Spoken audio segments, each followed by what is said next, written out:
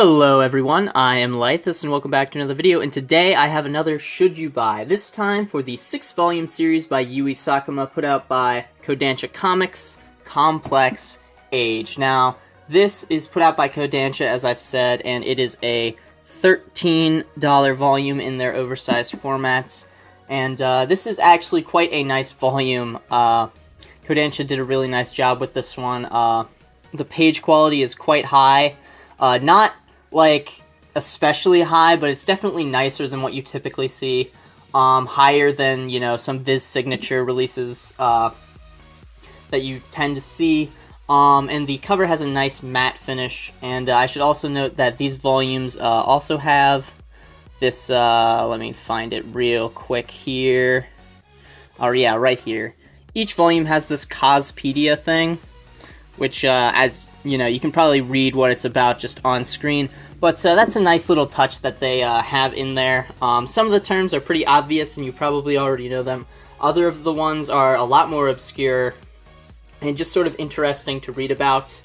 I didn't read every single term, but it's nice to sort of have them, just, you know, in case for whatever reason you wanted to know. They're there, so it's a nice little bonus that they added into these volumes. But enough about the volume itself. Time to talk about the story. Real quick synopsis. It's about a cosplayer who's getting older. She's in her mid-20s, and people around her are also getting older. And some of them are, you know, have decided to stop cosplaying, and this is sort of causing her to think about her future as a cosplayer. Should she stop? Should she continue? And that's sort of what the story starts out as. But if you talk to anyone and they tell you that the story itself is about cosplay, I would say that they're 100% completely wrong in saying that, because it's not about the cosplay itself. It's about something more. It's about self-discovery. And so, regardless of if you've cosplayed before or if you're even interested in cosplay, I know I really don't follow it that much. If I see a picture on Twitter, you know, I may like it, something like that, but for the most part, I don't really care too much about it. But this, like, the ideas revolved around what the character is having to deal with is more universal in its sort of application that it has. In some aspects, it's very similar to Solanin by Inio Asano. Let me just quickly pan over there, right there. You know, Solanin is one of my favorite manga ever written, so a series that feels very similar to that is always nice for me to read. So I may be a little bit biased towards this series because it reminded me very much of sort of the ideas that Solanin is playing with. However, this is a lot more direct, where Solanin is more ambiguous, but if you liked Solanin, if you enjoyed Solanin, you will definitely enjoy this as well. I can almost say that with 100% certainty. And if Solanin is one of your favorite series, which I know is true for a lot of people, just based on, you know, who I've talked to, you definitely want to pick this up, and this is a must-read. I know Apollo Gray really likes Solanin. So, Apollo Gray, if you're watching this video, this is a series that I really think you would enjoy because you like Solanin. To sort of get into, like, the density of the volume and the artwork, the volumes are actually pretty dense. There's a good amount of dialogue per page, and as you saw by that, you know, full page, there we go, there's a nice image. The artist, Yui Sakuma, is fantastic. That is brilliant. It's not, like, top tier, like, master level, like, Kentaro Miura, but it is top-notch art. And you don't get it all that much, but she does pull it out here and there to get those nice page spreads that are very nice to see, and they look fantastic. Other things to talk about this series, it has its universal applications, as I've said before. It is my opinion that this is the most underrated manga that I have read thus far, and I've read over 100 manga series, recently passed that milestone. Didn't realize how much manga I had read, but I checked my mal, and I had just, I've recently passed 100, and out of all of those, this is by far the most underrated series that I have read and completed. And what I'm sort of basing this on is the score that I gave it and how I sort of felt about it versus, you know, what the mal score is, and what I feel like a score of that tier is sort of representative of how people think of the series and how good of quality that it is. And this series in particular has less than a 7 on mal. And if you know anything about mal scores, you know that less than a 7 is incredibly low. And me personally, I find that very astonishing and baffling, because this does not seem like the type of series that would get such a low score. And so I can't really understand why that is.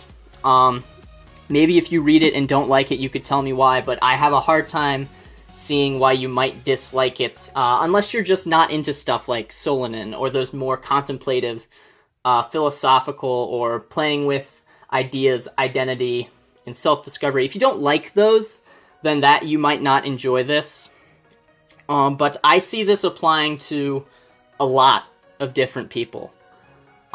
Especially if you're sort of in the manga community, as a lot of people sort of look at it, or as, well, just really anything, like anime, graphic novels, that kind of stuff, sort of in a negative light, or that it is more childish. So you may find it, you know, similar in that aspect, but I wouldn't really say so, because I feel like the stigma surrounding anime is much, much different than sort of the stigma that our main character Nagisa is having to deal with in this novel.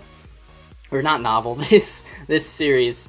So, you know, it has applications. I don't necessarily know if it's like directly, or a direct application to, you know, certain hobbies, but it's certainly an indirect application to many aspects of things that people like to do. And in that aspect, I think this is a very relatable story to most people.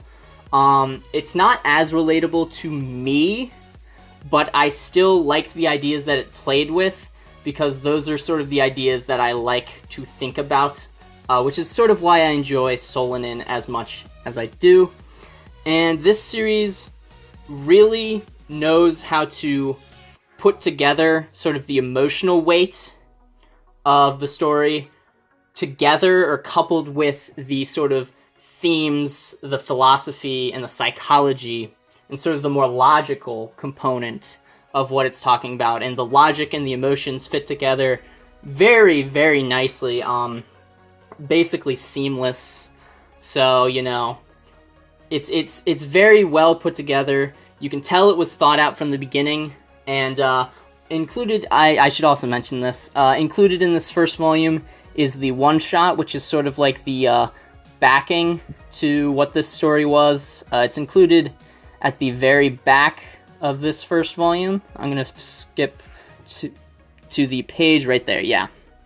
Volume, or chapter 0.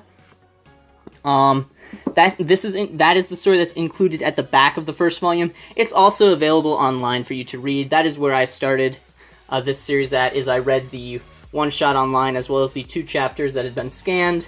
Decided I was going to pick it up, and so I picked it up and read it, yada yada yada. But I would recommend reading the one-shot before reading any of the other chapters in the first volume if you do decide to pick this up, or you could just go ahead and read the one-shot online, see what you think of it. There's some great visual symbolism in it as well. I don't really want to spoil exactly what it is, but I think it's pretty obvious. If you're confused about what I'm talking about, you know, let me know. I can sort of point it out if you would like that. But I feel like it is very, very obvious, but not necessarily like in your face about sort of what the visual symbolism is. But the one-shot coupled with the series itself is a very, very nice pairing. They sort of go together very well, and that's also sort of why I recommend reading the one-shot before starting the series, because it is its own separate story. And so reading it after reading, you know, sort of the first couple chapters of Complex Age, I feel would make the story less good in some sort of weird sense. I feel like you should read the one-shot before the series, or the series before the one-shot, but I think reading the one-shot first is a better idea just because it's much shorter, and I think is just a very good idea to sort of have in your mind as you're reading the series, and it sort of is going to influence you about the series in a very positive way, in my opinion.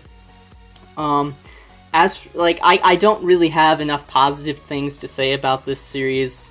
There are a few minor nitpicks that I have with it, but, you know, those are nitpicks. They really don't matter at the end of the day, and they don't necessarily matter to everyone. So, this is, in my opinion, the most underrated series that I've read. I highly recommend you picking it up. If you're a fan of Solanin, this is a must-read. And this is overall just a very, very good series. Only 6 volumes long, and Kodansha did a very nice job with the quality of releases for this series. And those Cospedia terms at the back are a nice little bonus you have in there. But that will do it for this video. If you would like should you buys, first impressions, that kind of thing for other series I have in my collection, let me know in the comments down below. Any other questions, comments, or concerns about anything else related to manga, you can leave those down there as well. As always, if you've enjoyed the video, make sure to like and share, and if you'd like to keep up to date with all of my content, you can hit that subscribe button. And I also have a Twitter, which is linked down in the description if you would like to follow me there. I don't post a whole lot of stuff, but I do chime in here and there. So, yeah, that'll do it for this video.